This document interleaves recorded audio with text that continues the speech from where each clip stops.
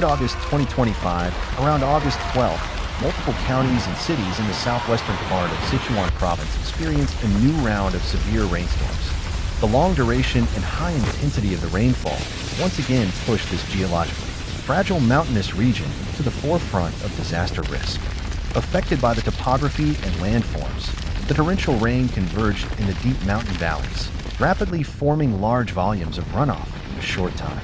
The water quickly infiltrated deep into the mountain slopes, saturating and loosening the soil structure, making originally stable slopes prone to collapse and sliding. The massive water flow from the rainstorms scoured the riverbanks, while mudslides surged down the gullies, carrying boulders and trees. They cut off highways and rural roads, damaged power transmission lines, communication facilities, and farmland irrigation systems. Multiple counties were forced to launch large-scale evacuations to ensure the safety of the population.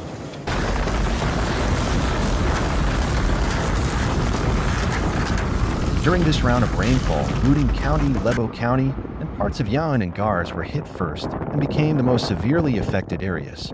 According to meteorological and hydrological monitoring data, the weekly cumulative rainfall at some stations exceeded 200 millimeters, far surpassing the geological warning threshold. The continuous influx of large amounts of rainwater pushed slopes, already showing stress cracks and signs of potential sliding, rapidly toward a critical state, triggering widespread landslides and collapses. In fact, these areas had already been listed as key prevention zones in geological surveys and risk assessments by Sichuan's Geological Disaster Monitoring and Early Warning System, and had begun receiving warning alerts before this round of rainfall started.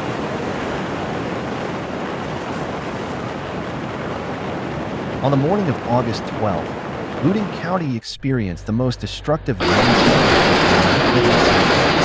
In the early morning, the sky remained overcast, the clouds hung low, and the air was filled with the damp scent of soil.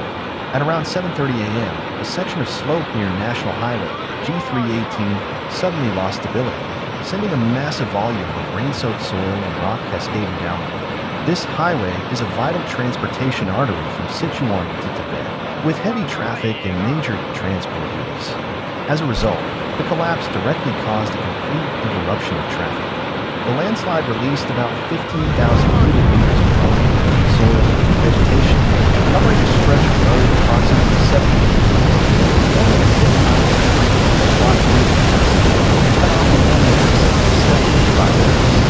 Fortunately, more recent geological monitoring, through real-time rainfall data and slope stability analysis, had detected obvious anomalies in the slope. Several consecutive days of heavy rainfall had greatly reduced the strength of the clay-rich red rock layers.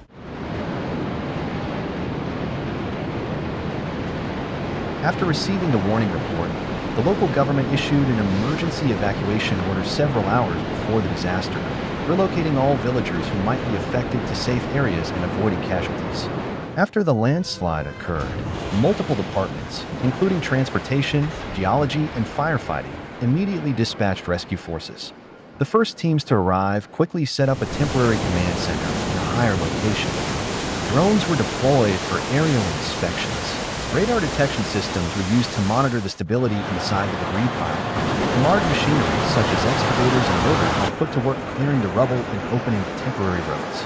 By evening, rescuers had opened a temporary single-lane bypass and begun installing protective steel nets and rock anchors on both sides of the collapse to stabilize the loosened slope and prevent secondary landslides. However, the disaster did not end there. In less than 24 hours, Luden County in the Liangshan Autonomous Prefecture was hit by another, even larger landslide.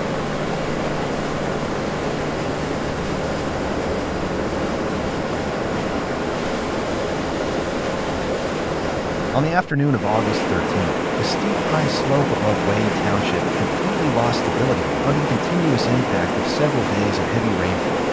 The width of the mountain collapse reached nearly 300 meters, and the total volume of sliding material exceeded 20,000 cubic meters. The landslide, carrying boulders as large as small cars, rushed toward the farmland before the mountain at astonishing speed, raising billowing dust and waves of debris. Although no houses in the immediate vicinity were directly buried, considering that the remaining block of slope still rose to collapse risk. Local authorities immediately organized an emergency evacuation of residents in the last community. In subsequent surveys, geological experts found that this slope had already shown obvious tinsel cracks several weeks earlier. Its internal structure had been gradually weakened by the effects of groundwater and gravity, and this round of heavy rainfall merely accelerated the originally irreversible process of instability.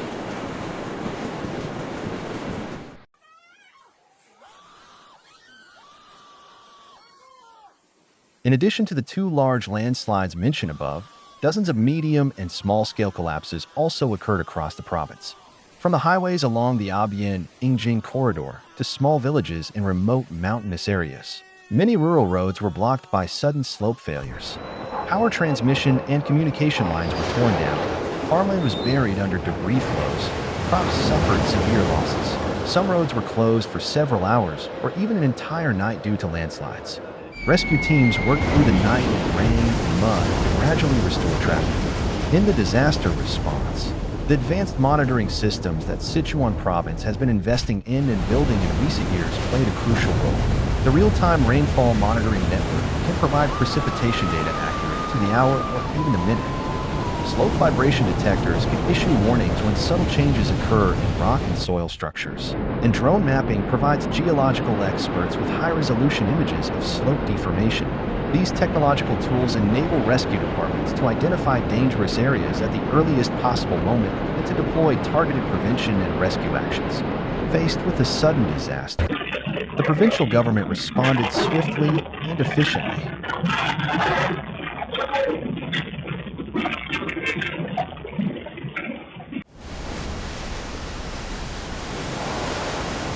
Within 24 hours of the first major landslide, more than 3,000 professionals from various fields, including geology, firefighting, search and rescue, and transportation, were dispatched to affected areas. Rescue teams worked in shifts around the clock, carrying out multiple tasks such as road clearance, personnel search and rescue, and slope reinforcement. In areas with extremely high landslide risk, emergency crews used environmentally friendly, lightweight, and rapidly deployable reinforcement materials, such as biodegradable fiber sandbags and anti-scour nets, to temporarily stabilize slopes and effectively reduce the likelihood of secondary disasters. This round of heavy rainfall and geological disasters in mid-August was not only a test of Sichuan province's disaster prevention and mitigation capabilities, but also a reminder of the importance of mountain infrastructure construction and emergency response systems in the context of increasingly frequent climate change and extreme weather events. Although the incident caused significant property losses and traffic disruptions, thanks to early warnings and rapid response, serious casualties were avoided, highlighting Sichuan's remarkable progress in natural disaster defense in recent years.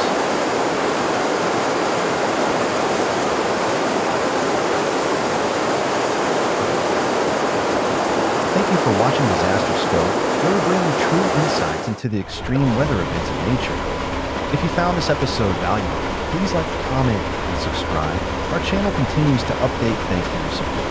Turn on the notification bell to make sure you never miss a calm and detailed disaster report. Note, some footage is for illustrative purposes only and may not depict the actual event scene. See you in the next episode. Stay alert and stay safe.